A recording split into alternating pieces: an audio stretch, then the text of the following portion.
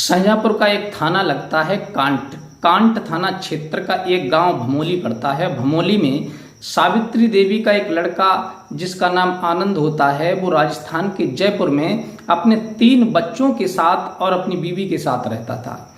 1 जुलाई 2024 को लौट करके वो अपने गांव भमोली में जब आया, कुछ देर आराम करने के बाद अपने बच्चों से और अपनी बहन शोभा से कहता है कि तुम तैयार हो जाओ, कहीं चलना है। इतने में सावित्री देवी आ जाती हैं और कहती हैं कि बेटा तुम कहाँ जा रहे हो? कुछ देर पहले तो तुम आए हो लेकिन अब फिर चल दिए। सावित्री देवी की बात सुनकर के आनंद कहता है, माँ कहीं नहीं, किसी काम से हम जा रहे हैं, शाम तक लौट करके आ जाएंगे। थोड़ी देर के बाद में सावित्री देवी को पता चलता है कि ये सत्संग में जा रहे हैं। तब सावित्री देवी मना करती है कि बेटा इतनी दूर से चल करके तुम आए हो और तुमने आराम भी नहीं किया और तुम सत्संग में चल दिए, क्या करोगे सत्संग में जा करके? आराम करो, इतनी दूर से हारे थके आए हो। लेकिन आनंद नहीं मानता है, अपने बच्चों को लेकर और अपनी बहन शोभा को लेकर, अपनी बीवी को लेकर के सत्संग में पहुंच जाता है। और सत्संग जब सुनने के बाद जब सत्संग समाप्त होता है, उनके जो प्रवचन देने वाले गुरु होते हैं, जो महाराज होते हैं, बाबा होते हैं, वो वहाँ से जब निकल करके जाते हैं तो लोग उनके चरणों की रज लेने के लिए, उनके पैरों की मिट्टी लेने के लिए, उठाने के लिए इतनी जोर से भागते हैं। लाखों की संख्या में वहाँ भीड़ होती है और वो शोभा अपने 3 भतीजों के साथ में, बच्चों के साथ में होती है, वो वहीं गिर जाती है और उन बच्चों के ऊपर लोगों के पैर गिरते हैं। तब वह सबसे विनती करती है कि भाई जरा देख करके चलो, ये 2 बच्चे हैं, इनके ऊपर पैर मत रखो। लेकिन कोई किसी की नहीं सुनता है, सब अपने अपने में लगे थे, भाग दौड़ मची हुई थी। और वहीं पर जो बड़ा लड़का होता है आयुष, जिसकी उम्र लगभग 9 साल की होती है, आयुष, और एक लड़की होती है छोटी काव्या, उसकी वहीं मौत हो जाती है।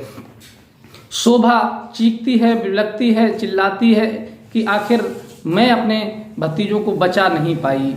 ये सूचना जब सावित्री देवी के पास पहुंचती है तो सावित्री देवी का भी वहाँ रो रो करके बुरा हाल हो जाता है कि मैंने मना किया था अपने बेटे से, लेकिन मेरा बेटा नहीं माना और फिर वहाँ जाकर के इतनी बड़ी घटना घट गई। आखिर ये सत्संग कहाँ था और किसका था और इसमें कितने लोगों की मौत हुई?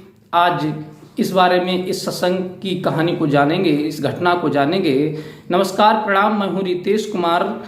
ये उत्तर प्रदेश का एक जिला लगता है कासगंज। कासगंज क्षेत्र का एक गांव पड़ता है बहादुर नगर का एक रहने वाला सूरजपाल, जो पहले 28 साल पहले पुलिस कांस्टेबल में भर्ती हुआ था और ये पुलिस कांस्टेबल का काम कर रहा था। एक बार इसके ऊपर पुलिस कांस्टेबल की ड्यूटी करते करते इसके ऊपर एक लड़की के छेड़छाड़ का मुकदमा भी लिखा गया था और फिर इसे जेल भी जाना पड़ा था, ये सस्पेंड भी हो गया था। उसके बाद इसने कोर्ट का सहारा लिया और फिर ये झूठे सबूत पेश करके ये बाइज्जत बरी हो गया। फिर उसे पुलिस में इसे अपनी नौकरी दोबारा से मिल गई और कुछ दिन ये पुलिस कांस्टेबल की नौकरी करते करते काफ़ी समय बीत गए इसे। तब उसने स्वयं सोचा कि इस पुलिस कांस्टेबल की जो नौकरी है इसमें खास कोई फायदा नहीं है, इसलिए इसे छोड़ देना ही उचित है। अब वह उस नौकरी को रिजाइन दे देता है, छोड़ देता है। और ये जो घटना घटी थी छोड़ देता है। फिर उसके बाद में ये विचार बनाता है कि मैं एक सत्संग करूं, लोगों के लिए ज्ञान उपदेश दूं, जिससे कुछ मेरी फॉलोइंग ज़्यादा बढ़ेगी, लोग मुझसे ज़्यादा जुड़ेंगे, मेरी वैल्यू ज़्यादा होगी। यह विचार करके ये अपनी नौकरी से रिजाइन कर देता है और धीरे धीरे ये लोगों को अपने चुंगल में लेता है, अपनी बात समझाता है।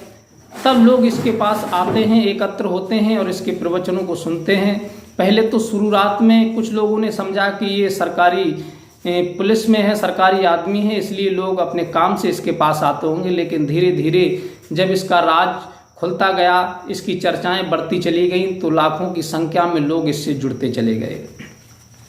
उसके बाद में ये 2 जुलाई को उत्तर प्रदेश का जिला लगता है हाथरस की तहसील है सिकंदराराऊ तहसील का एक गांव लगता है फुलरई में अलीगढ़ एटा हाईवे के किनारे पर है। इसके पास 200 बीघा जमीन खाली पड़ी थी, वहीं पर इसके जितने भी कार्यकर्ता थे जो इससे जुड़े हुए थे, इस सूरजपाल से जितने भी लोग जुड़े हुए थे, उन्होंने परमिशन ली थी कि यहाँ पर केवल 80,000 लोगों की व्यवस्था की जाएगी।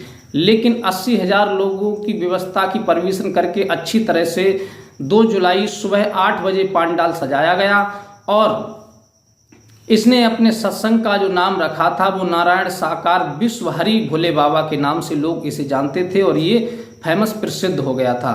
लगभग 10 बजे जाकर के पांडाल पूर्ण रूप से भर चुका था। वहाँ 80,000 लोगों की संख्या की परमिशन थी, लेकिन वहाँ लाखों की संख्या से भी ज़्यादा लोग वहाँ एकत्र हो गए और चारों तरफ गली गलियारे जो थे फुल हो गए जनता से। वहाँ जगह नहीं बची किसी के आने जाने की। और ये 12 बजे लगभग जब मंच पे आते हैं तो इनका आने का जो रास्ता होता है वो वीआईपी तरह से अलग बनाया जाता है।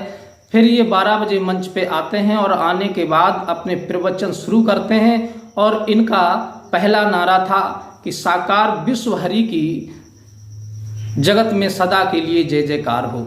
और लोग इसे साकार विश्वहरि भोले बाबा के नाम से जानते हैं और ये अपने आप को भगवान का अवतार बताते हैं, भगवान विष्णु का अवतार बताते हैं, खुद को कभी सूर्य का अवतार बताते हैं। लोगों का कहना है कि ये इन्होंने 12 बजे मंच पर जाकर के 1:30 तक इन्होंने खूब अच्छी तरह से प्रवचन दिए और 1:30 के बाद में जब ये अपने मंच से उतर करके प्रवचन देने के बाद वहाँ से जब चले, क्योंकि पैदल तो चलते ही नहीं थे, इसलिए इन्होंने गाड़ी में पैर रखा और गाड़ी में बैठ करके 15 गाड़ियों का काफिला इनका उस मंच से सीधा आगे के लिए बढ़ता है। और जब आगे के लिए बढ़ता है तो लोग इसकी पैरों की तले की जो मिट्टी होती है और ये गाड़ी पर बैठ करके जो बाबा जाते हैं उनके टायरों की मिट्टी लेने के लिए इस कदर पागल हो जाते हैं, इस कदर दौड़ते हैं जैसे कि कोई शेर अपनी शिकार पर दौड़ रहा हो। इस तरह से लोग बेकाबू हो जाते हैं और एक दूसरे को धक्का देते हुए दौड़ने लगते हैं। और इनका जो 15 गाड़ियों का काफिला होता है वो सीधी वहाँ से चला जाता है। 80 किलोमीटर दूर मैनपुरी में एक गांव पड़ता है बिछुआ, उसकी तरफ इनका काफिला मुड़ जाता है और बिछुआ में जाकर इनका एक 21 बीघा में आश्रम बना हुआ है। इधर तो भगदड़ मची हुई थी क्योंकि इन्होंने मंच से सभी को ये संबोधित किया था कि हमारे चरणों की रज जो भी व्यक्ति लेगा, जो भी व्यक्ति उसे धारण करेगा, उसके बिगड़े काम बन जाएंगे। और हमारे यहाँ पर आश्रम पर जो हैंडपंप लगे हुए हैं, इनका कोई पानी पिएगा उसकी सारी बीमारी ठीक हो जाएगी और जो भी समस्याएं हैं वो सब समस्याएं दूर हो जाएंगी। मेरे चरणों की धूल है वो तावीज बना करके पहने, अपने मस्तक पर लगाएं, उसकी सारी समस्याएं दूर हो जाएंगी, उसका उद्धार हो जाएगा। बस लोगों के दिलो दिमाग पर ये बात छा गई और लोग पागलों की भांति उस मिट्टी को लेने के लिए दौड़ पड़े।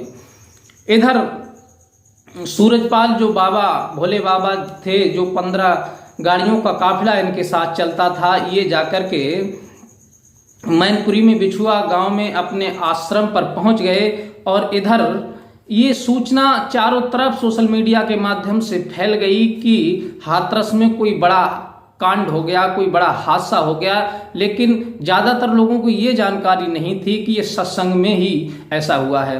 अब उधर सत्संग में भगदड़ मची हुई थी, लेकिन जो रास्ता जो एटा और वो हाईवे से जोड़ता है, उस की जो मिट्टी खोद करके उस हाईवे पे लगाई गई थी, वहां गड्ढे बन गए थे। तो लोग उनके पीछे पीछे दौड़ रहे थे मिट्टी लेने के लिए।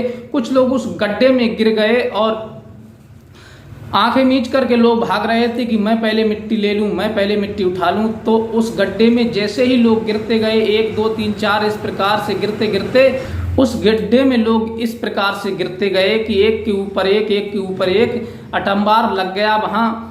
और लोग जो नीचे दब गए उनके तो मुंह में और नाक में, फेफड़ों में मिट्टी भी चली गई। इस प्रकार से जब मृत्यु लोगों की संख्या जब की गई, प्रशासन ने वहां पर पुलिस जब पहुंची और धीरे धीरे जब थोड़ा समाधान हुआ, जनता कम हुई, तब वहां पर 107 लोगों की पुष्टि की गई। उसके बाद में फिर देखा गया तो 116 लोगों की प्रशासन की तरफ से पुष्टि की गई कि 116 लोगों की मृत्यु हो चुकी है। और उन 116 लोगों को जब वहां से हटाया गया और कुछ लोग 150 के लगभग घायल हो गए थे, उन्हें हर अस्पताल में भर्ती कराया गया। कहीं कासगंज भेजा गया, कहीं एटा भेजा गया, तो कहीं हाथरस भेजा गया, तो कहीं सिकंदराबाद भेजा गया। हर अस्पताल में जो जैसा अस्पताल नज़दीक पड़ा वहाँ लोग घायलों को लेकर के भागे और उसके बाद में 121 लोगों की मौत की पुष्टि पाई गई। बताया तो ये गया है कि 24 घंटे में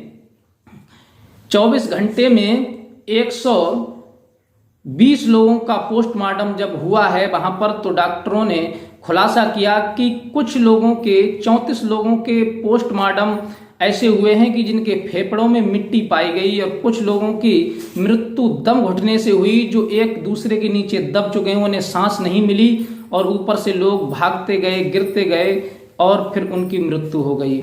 इस प्रकार से वहां पर 121 लोगों की मृत्यु हो गई। 150 लोगों के लिए अस्पतालों में रेफर कर दिया गया और भर्ती कर दिया गया है।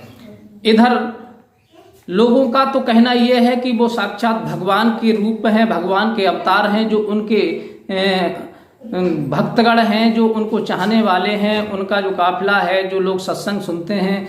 लेकिन जब भक्त हैं तो फिर भक्त की जो भगवान है वो अपने भक्तों की सुनने के लिए क्यों नहीं आए, और वो अपने काफिले को लेकर के बिछुआ आश्रम में जाकर के छुप गए। चारों तरफ ये न्यूज फैल गई मीडिया के माध्यम से, सोशल मीडिया पर, देश विदेश में भी ये न्यूज काफ़ी अच्छी वायरल हो रही है, चर्चा में चल रही है।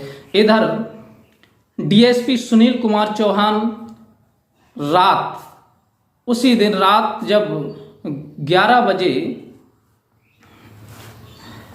उस आश्रम पे पहुंचे, बिछुआ आश्रम पे पहुंचे, तो पुलिस फोर्स के साथ में जब आश्रम पे पहुंचे तो आश्रम पे पुलिस फोर्स को उन्होंने छोड़ दिया और अकेले अंदर गए। और अंदर जाने के बाद में 21 बीघे में जो आश्रम बना हुआ था, लेकिन डीएसपी साहब अकेले 45 मिनट अंदर आश्रम में रहे और उसके बाद लौट करके वापस आ गए। तब उन्होंने, मीडिया वाले जितने भी वहाँ एकत्रित थे, उन्होंने डीएसपी को घेर लिया और पूछा कि सर आपने अंदर जाकर के क्या देखा, हम तो सोच रहे थे कि आप उसे गिरफ्तार करके लाएंगे। डीएसपी ने आकर के मीडिया वालों को बयान दे दिया कि वो बाबा यहाँ पर नहीं हैं, गायब हो चुके हैं। उसके बाद 3 जुलाई 2024 को डीएसपी फिर अंदर जाते हैं और उसके बाद कुछ देर के बाद में जब डीएसपी निकल करके बाहर आते हैं, उसके कुछ देर के बाद 6 गाड़ियों का काफिला उस आश्रम से, बिछुआ गांव में जो आश्रम बना हुआ है उससे 6 गाड़ियों का काफिला निकलता है। कुछ गाड़ियां आगे होती हैं, कुछ पीछे होती हैं, और एक गाड़ी पे बीजेपी का बताते हैं कि झंडा लगा हुआ था। उसके जो शीशे थे वो ब्लैक कलर के थे, जिससे अंदर का कोई व्यक्ति दिखाई ना दे और बाहर से कोई देखे तो। उस गाड़ी का जो नंबर है वो DL 10CN8756 है। उस गाड़ी में बैठ करके वो वहां से रवाना हो जाते हैं। कहने का मतलब ये है कि इस घटना में एक नहीं हजारों लोगों की जिंदगियां बर्बाद हुई, क्योंकि ना जाने कितने बच्चे अनाथ हुए, ना जाने कितनों का घर उजड़ गया, ना जाने कितने घर से बेघर हो गए। और अभी तक बताते हैं कि 22 लोगों पर FIR हुई है, लेकिन पूर्ण रूप से अभी बताते हैं कि FIR में इस साकार विश्वहरि भोले बाबा का नाम नहीं है, लेकिन पुलिस प्रशासन अभी भी जानकारी में जुटा हुआ है। और 3 जुलाई के लिए वहां पर योगी आदित्यनाथ, जो आज उत्तर प्रदेश के मुख्यमंत्री हैं, वो भी वहां पहुंचते हैं और पूरी जानकारी लेते हैं, आला अधिकारियों को सूचित करते हैं कि पूरी रिपोर्ट हमको दी जाए कि आखिर घटना क्या हुई, कैसे यहाँ पर मौतें हुई, क्या हुआ, ये पूरी जानकारी अब पुलिस प्रशासन जो है उस भोले बाबा सत्संगी को तलाश रही है, लेकिन वो अभी पुलिस की गिरफ्त से बाहर है। अब पूरी रिपोर्ट जब सौंपी जाएगी तो आगे पता चलेगा कि आखिर कहाँ इसकी गिरफ्तारी होगी, कहाँ क्या इसके ऊपर कार्रवाई होगी, आगे क्या होगा ये तो भविष्य ही बता सकता है। लेकिन जो भी हुआ ये बहुत बुरा हुआ, बहुत दर्दनाक हुआ। ना जाने कितने लोगों का घर बेघर हो गए, लोग जिनके घर में एक ही महिला थी वो इस दुनिया को छोड़ करके चली गई। उसके घर पे क्या गुजरेगी, उसके दिल पे क्या गुजरेगी, ऐसा मंजर बहुत खौफनाक हुआ। तो साथियों, आगे जो भी इसमें कार्रवाई होगी, जो भी इसमें सूचना मिलेगी, जो भी प्रशासन की तरफ से रिपोर्ट मिलेगी, वो अगली वीडियो में हम आपको जानकारी देंगे।